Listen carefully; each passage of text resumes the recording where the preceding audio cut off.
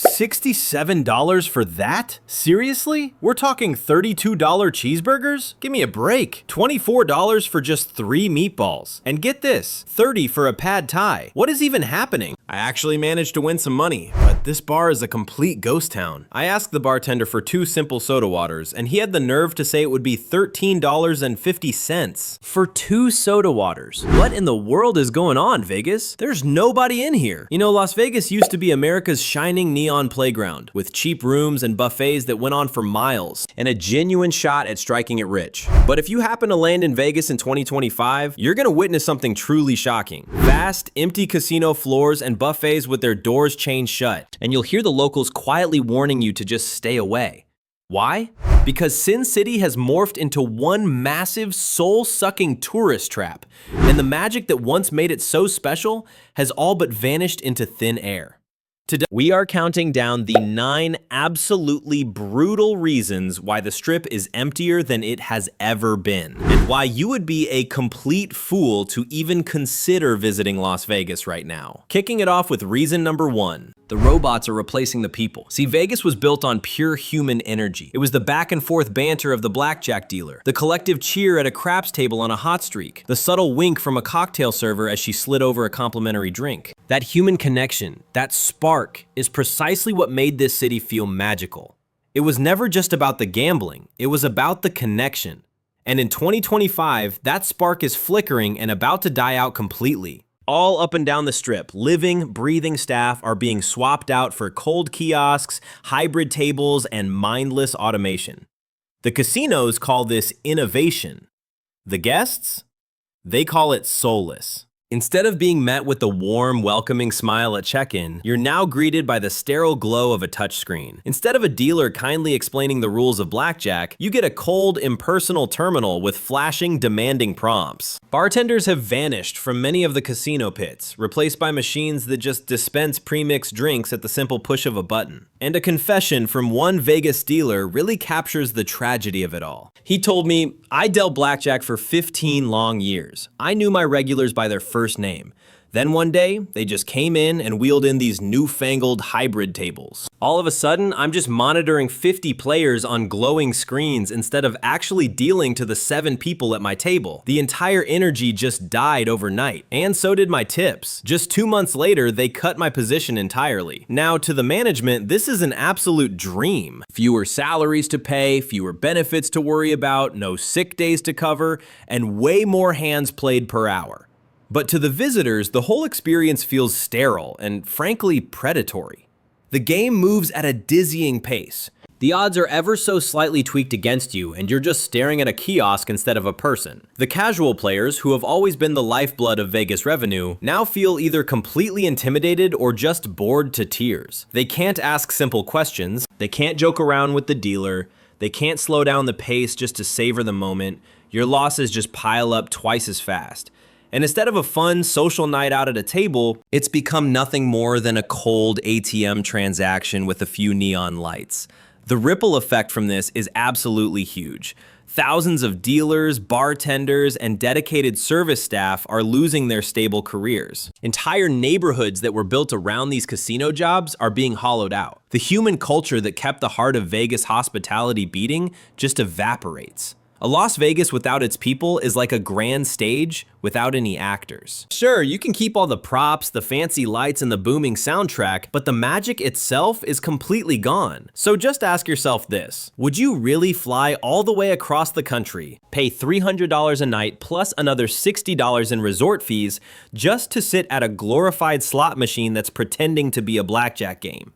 Because that's the future Las Vegas is selling, and it's not a future that most people are willing to buy. The Strip looks emptier these days, not just because the prices are astronomical, but because the very spirit of the place is gone. The city made a trade. It swapped genuine connection for cold, hard extraction. And until it decides to completely reverse course by lowering prices, bringing back real human service, and putting people first again, Las Vegas is running the risk of becoming just an overpriced arcade running on autopilot. Which brings us to reason number 2, serious concerns over safety and crime. Vegas sells you this perfect fantasy, a world of dazzling neon, parties that never stop, and a playground where consequences don't exist. But take just a few steps off the main strip in 2025 and that fantasy completely dissolves. Visitors are now seeing a much darker side of Sin City, one that is making them think twice about ever coming back.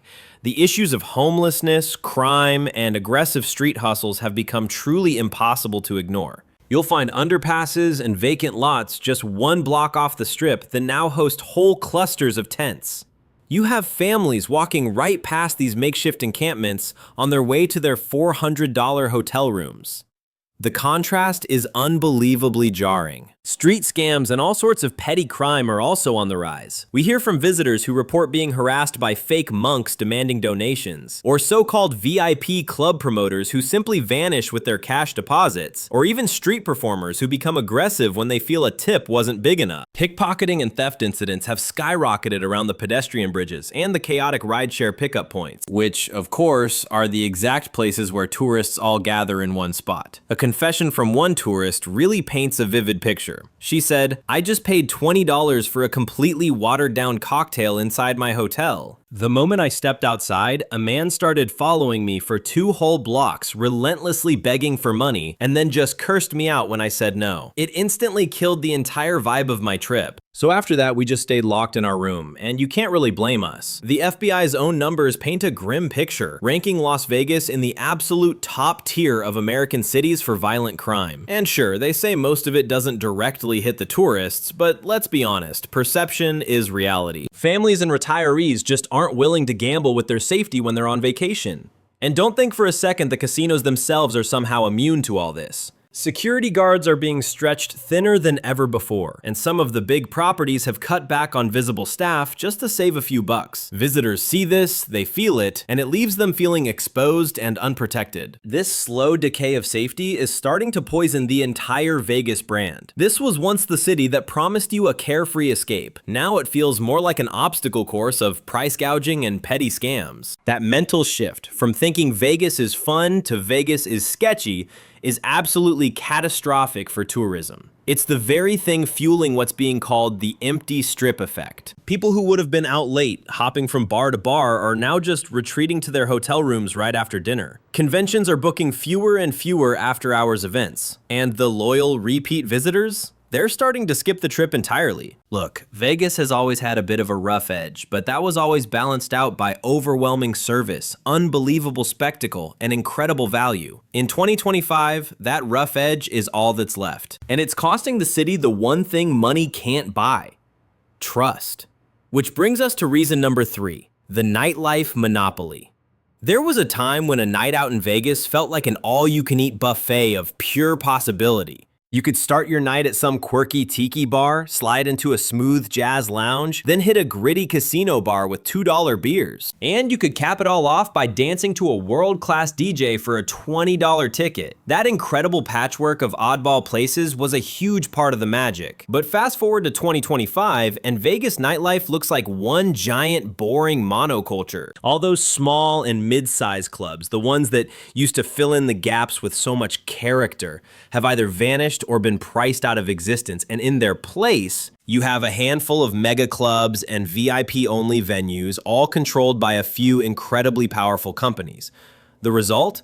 Prices that are completely off the charts. We're talking $500 to $1,000 bottle service as the new normal, even on a weeknight. Cover charges now start at $60 to $100, and that's just to get in the door. Those VIP tables, which used to be a fun splurge for something like a bachelor party, now completely dominate the entire floor plan. It shoves any casual visitor right to the sidelines. A local bartender I spoke with really drove the point home. He said, "We used to have locals nights, industry nights, and $5 drink specials just to fill the place. Now," he said, "management only wants the high rollers and the Instagram influencers. Our regulars are gone. I'm making half the tips I used to. Even the legendary lounges and quirky bars that have been around for ages are shutting down. Those amazing off-strip gems where you could hear real live music or grab a cheap craft cocktail have all disappeared under the weight of rising rents and corporate consolidation. And the few that do manage to survive often have to slap on strict dress codes and high minimum spends just to copy the mega club model and stay in business. This homogenization just kills any sense of spontaneity. This city once begged you to wander and discover something unexpected. Now you're just herded into the same few venues, all charging the same sky-high prices. And here's the kicker, it's not even working. Social media is just flooded with posts from disappointed visitors. You see it all the time. We tried to go out Friday night, and everything was a $500 minimum or VIP only. Vegas nightlife is dead for normal people. The real irony is that by catering almost exclusively to the ultra-rich, the clubs are losing their crowds and their entire vibe. A half-empty VIP club with overpriced champagne doesn't feel glamorous at all. It just feels awkward. That's why you're seeing all these videos of sparsely filled dance floors and news of canceled events. Vegas nightlife was once a kaleidoscope of choice. In 2025, it's nothing more than a funnel for the super rich. And when regular visitors can't afford to play the game, they just stop coming and they take their social media buzz, their tips, and all that free marketing with them. This brings us to reason 4, the employee exodus and the local squeeze. Las Vegas has always been a city built by its workers. The dealers, the cocktail servers, the stagehands, the housekeepers, and the cooks. We're talking about tens of thousands of people who kept the strip humming and gave visitors the service of a lifetime. They weren't the rich ones, but they were the beating heart of the city. And in 2025, that backbone is crumbling. A quiet but massive employee exodus is underway, and you can feel its impact the moment you step onto the casino floor. So why is it happening? It comes down to two main reasons: corporate cuts and the cost of living. First up, the corporate cuts. In just the past 5 years, major casino operators have merged, restructured, and optimized their labor force. Bell desks have been eliminated, dealers are being replaced with digital kiosks, cocktail service has been cut in half, and entire concierge teams have been replaced by apps. One employee's story, a confession really puts it bluntly. I gave 20 years to the same casino. They cut my hours, replaced my table with a hybrid screen, and then told me to reapply for a part-time job across town. I just packed up my life and left Nevada. The second dagger is the cost of living. The Strip's own success has pushed rents to unimaginable heights. Picture this, a simple one-bedroom apartment in Vegas now runs, on average, a staggering $1,500 a month, if not more. Now try paying that when your hours are cut, you have zero benefits, and your tips are shrinking. It's an impossible math problem, and even full-time workers can't afford to live here anymore. And the result of that? A mass exodus. Thousands of former service workers are literally packing up and moving to Arizona, Texas, or smaller towns across Nevada. Others are just trying to survive in those extended stay motels, week to week. Or in the most heartbreaking cases, they're living on the streets. You see encampments beneath the overpasses and tents scattered across vacant lots. These are scenes that were once unthinkable in Vegas, and now they are simply impossible to ignore. This constant drain of people is ripping the very soul out of the city. As a visitor, you feel it. You notice fewer friendly faces, the service is agonizingly slow, and the entire vibe just feels off. It's a simple truth. You can't run a hospitality city without hospitality workers. And yet, the corporations are carrying on as if they can just automate their way to endless profits. The irony is absolutely brutal. As Vegas squeezes its workforce dry, the very people who created the city's legendary magic are vanishing, which in turn poisons the visitor experience, which then drives away even more tourists. This, of course, leads to more cuts, kicking off another vicious loop. Locals now talk about a two-tiered Vegas, a glittering strip built as a playground for the super rich and the influencers, and then everyone else. An underpaid, shrinking workforce, either living in the shadows or commuting for hours just to get to work. That is not a sustainable model. And here's the real kicker. This isn't just about bad public relations. This is catastrophic economics. Every single worker who leaves takes their spending power with them. That means fewer locals eating out, fewer families supporting small businesses, and fewer tax dollars for schools and infrastructure. It's a slow bleed that is hollowing out the entire region from the inside. So when visitors say Vegas feels empty, they aren't just talking about the casino floors. They are sensing the profound absence of the people who made this city feel alive.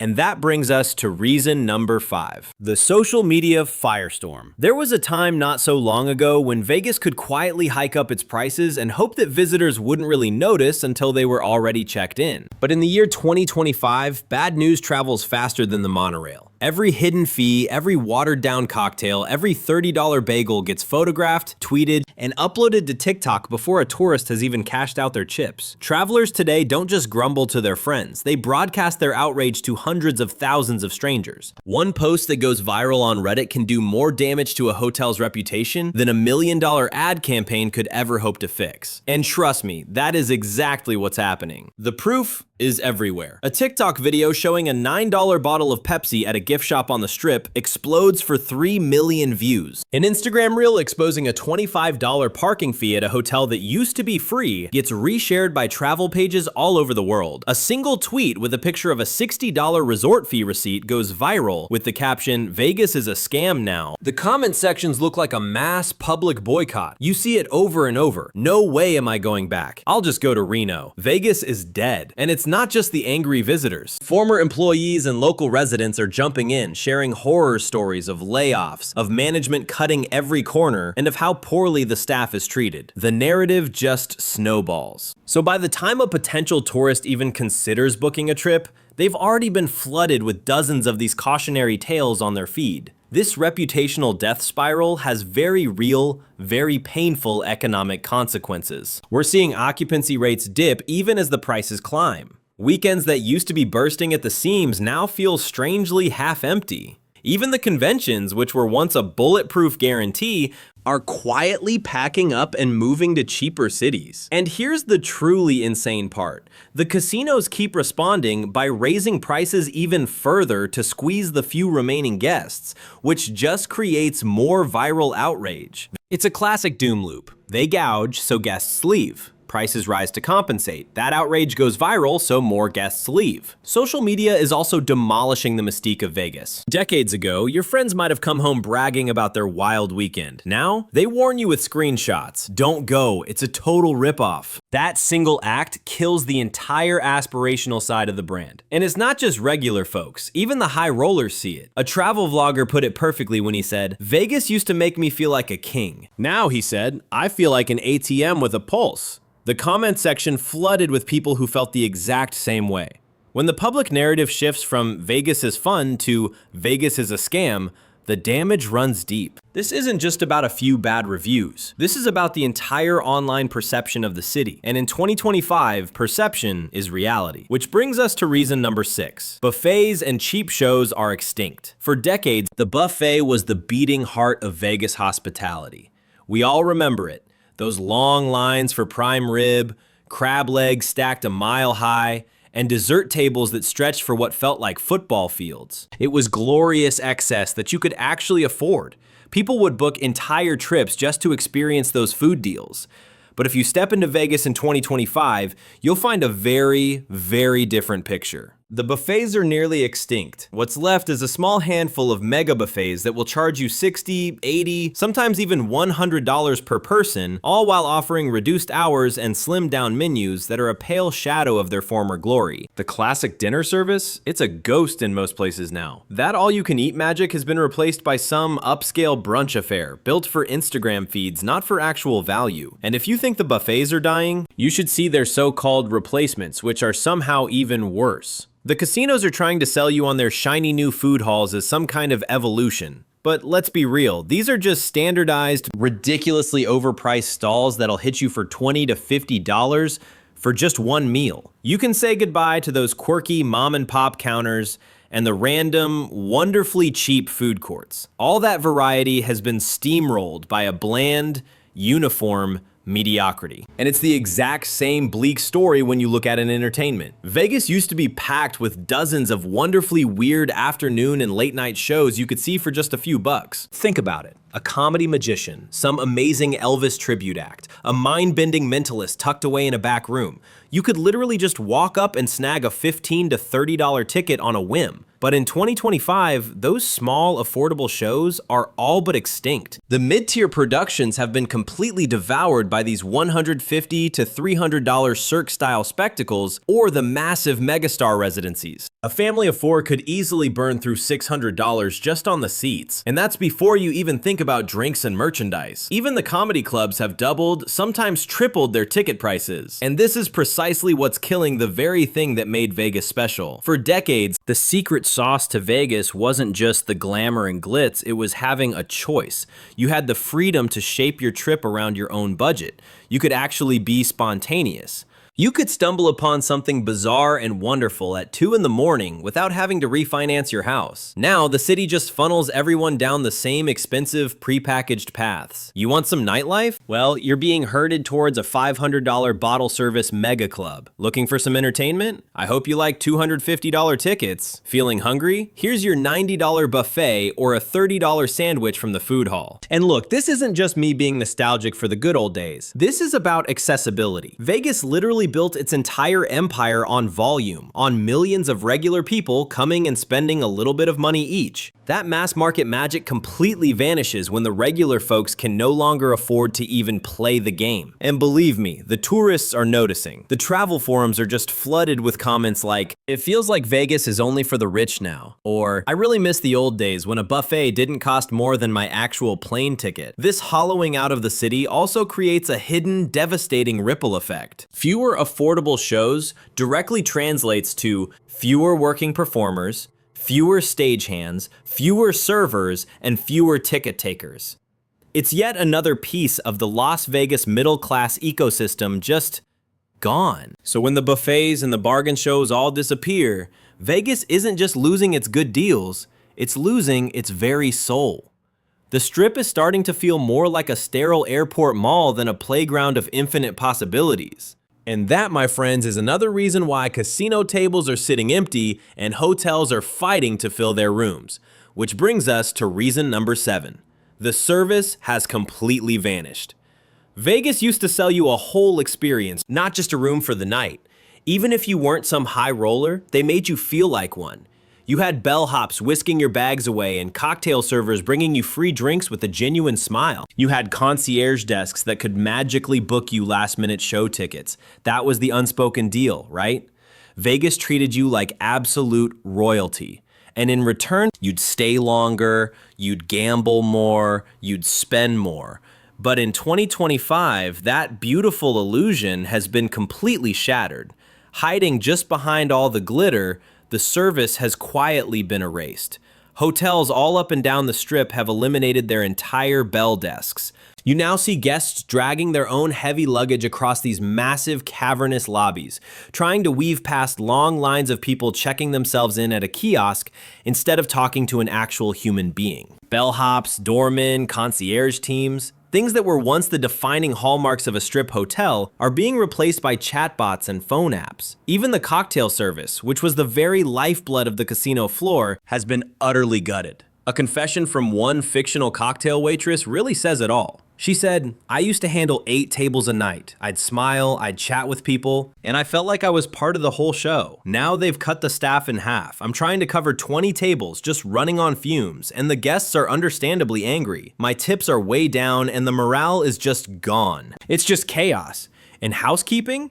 That's been quietly dismantled too. Where guests once received daily cleaning without even asking, it's now scheduled for every 3rd day unless you specifically request it. And even when you do, you could be waiting for hours. The front desks, which were once bustling with eager to help staff, now look more like DMV counters run by skeleton crews. And here's the real kicker. None of these cutbacks come with a discount for you. In fact, the prices are higher than they've ever been. Guests who are paying $500 a night are expecting full service and all the luxury perks. Instead, what they get is a self-checkout line and a QR code menu. A rising tide of angry reviews and viral TikToks are slamming Vegas hotels for charging Ritz-Carlton rates while delivering Motel 6 service. But this gutting of the industry doesn't just hurt the tourists, it is ripping the heart out of the community.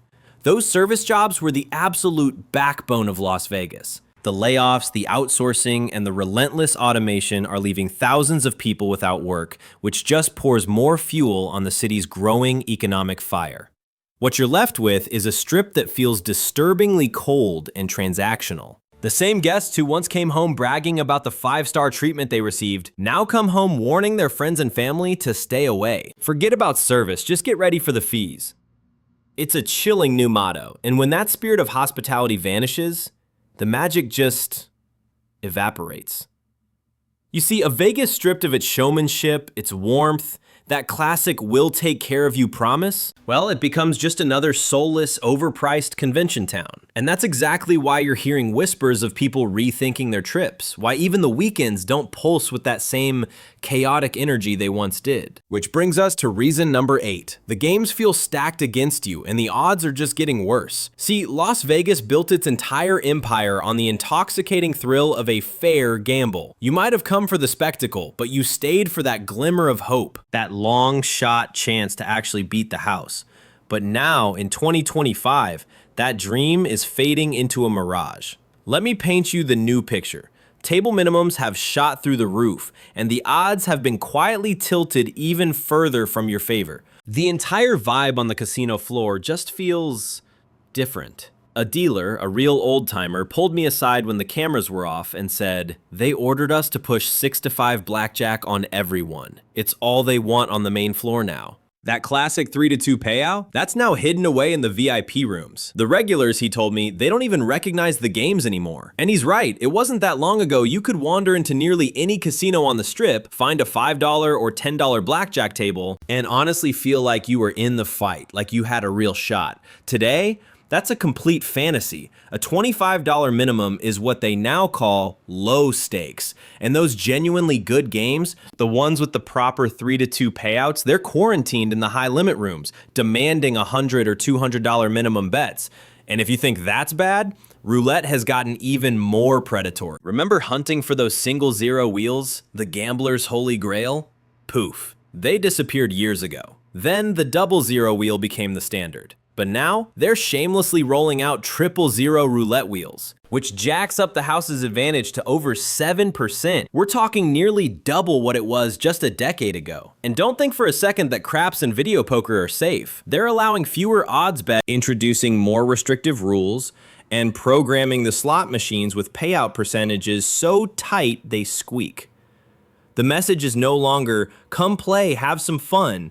It's become, "How fast can we drain your wallet?" And then you have the creep of technology. The human dealer, who was once the very soul of Vegas hospitality, is being systematically replaced by cold, hybrid digital terminals. So instead of having 4 dealers engaging with players at 4 tables, you now have a single operator overseeing 50 screens, all equipped with automated shufflers and relentless digital bet tracking. To the suits upstairs, this is a masterpiece of efficiency. It means a lower payroll, more hands dealt per hour, and more profit squeezed from every square foot. But to you, the player, it's utterly soulless. There's no one to slow the game down if you're just learning. There's no one to read the mood of the table, no one to share a joke with. You're just playing against an algorithm that never blinks, never gets tired, and never, ever makes a mistake.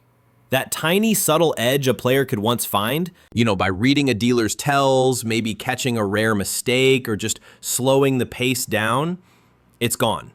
Now the pace is just relentless. Hands are dealt twice as fast, and your losses can pile up in the blink of an eye. And when it's over, players walk away feeling not just broke, but like they've been fleeced. The fallout from this is becoming painfully clear. Tourists aren't leaving with those wild, unbelievable stories of a lucky run anymore. Instead, they leave grumbling that they never even stood a chance. As one gambler put it perfectly on a Vegas forum, it feels like feeding money into an ATM that's forgotten how to spit anything back out. What's the point? Look, the Vegas casinos have always had the edge. That was part of the deal. But when the house completely shatters the illusion of fairness, it rips the very soul out of the city. And when players lose that belief, that core belief that they could win, they simply stop coming. And that's exactly why you can now find empty tables even on a supposedly busy Saturday night. This leads us to reason number 9. The legendary Vegas deal is dead and buried. Do you remember when you could snag a room on the Strip for under $100 a night, hit up a ridiculously cheap buffet, and still have a decent bankroll left for the tables? Yeah, that Vegas is a ghost. So let me walk you through what really happens in 2025. You're online, scrolling through booking sites, you spot it. $189 a night for a decent hotel right on the Strip. Seems like a score, doesn't it? So you click,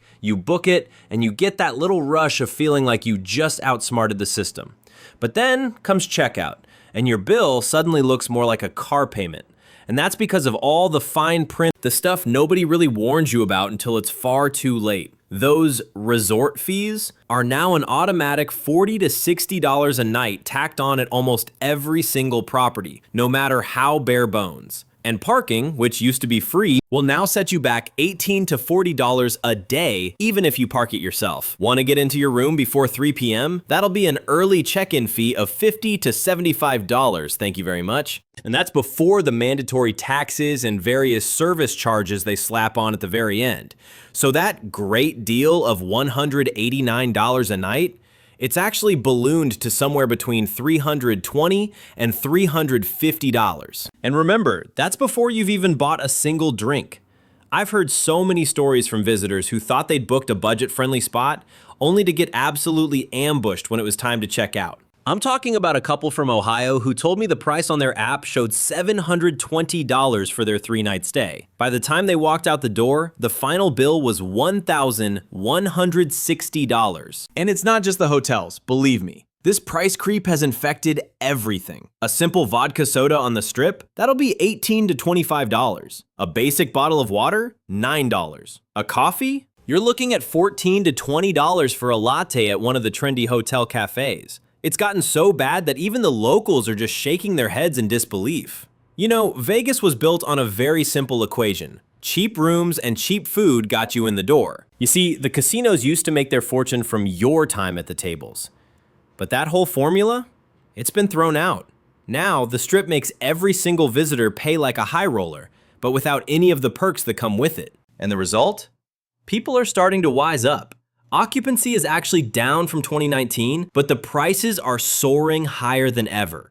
It's the complete opposite of how supply and demand is supposed to work. And tourists are not staying quiet about it. They're blasting it all over TikTok, Instagram, and every travel forum you can find. One post went absolutely viral, showing a receipt from a hotel right on the Strip, a $60 resort fee, then a $35 parking fee, a $25 energy surcharge, and get this, a $14 room delivery fee for a single paper cup of coffee. Thousands of comments just flooded in, all saying the same thing. Vegas has turned into a total ripoff, and they're never coming back. Why would I pay all this when I could just go to Phoenix or Reno? See, when that unspoken Vegas deal finally died, so did the fantasy that this city was for everyone. Now it feels like unless you're ready to drop thousands, the message is clear. You're not really welcome. And that, more than any other reason, is why the Strip looks emptier than it has in decades. But Las Vegas was always so much more than just a city. It was a legend. A shimmering mirage in the desert that promised you a second chance and stories you'd be telling for the rest of your life. It was the one place where the little guy could stand shoulder to shoulder with the whales, where a cheap room and a few dollars on a table could spin into the most unforgettable night you've ever had. But slowly, piece by piece, that version of Vegas has been systematically dismantled. Those incredible deals that drew you in, gone. The fair odds that gave you that glimmer of hope that maybe, just maybe, this was your lucky night, they feel rigged. The kind of service that made you feel like you were royalty for a day. It's vanished. Even the very people who gave this city its pulse, its heartbeat, have been swapped out for cold, impersonal machines. There's a reason the Strip feels so empty. It's because the very soul of this place has been hollowed out. And for the first time in its long, storied history, Vegas is starting to feel like every other overpriced theme park out there. Sterile, scripted, and designed for one thing: to extract every last dollar from your wallet, not to create a memory. But here's the thing you have to remember about Las Vegas. It has always been a city of reinvention. This place has died and been reborn more times than you can count. It reinvented itself after the mob. It clawed its way back after the recession, and it rose again after the pandemic. It absolutely has the power to do it again, but it all comes down to what we, the people who visit, start to demand. lower prices, fair games, real service, a genuine human touch. Because until that happens, visiting here is just like pouring your money into a slot machine that's programmed never to pay out. So the question isn't just, should you still visit Vegas? The real question is, can Vegas afford to keep alienating the very people who made it a legend in the first place? What's your take? Is the Vegas we all fell in love with gone for good? Or is there still a way for it to claw its magic back? I want to know what you think, so drop your thoughts below. I read every single comment. And if you're hungry for more of these behind-the-scenes confessions and insider stories about Sin City, make sure you hit that subscribe button. The truth about Vegas isn't what they print in the brochures. It's right here at Las Vegas Confessions.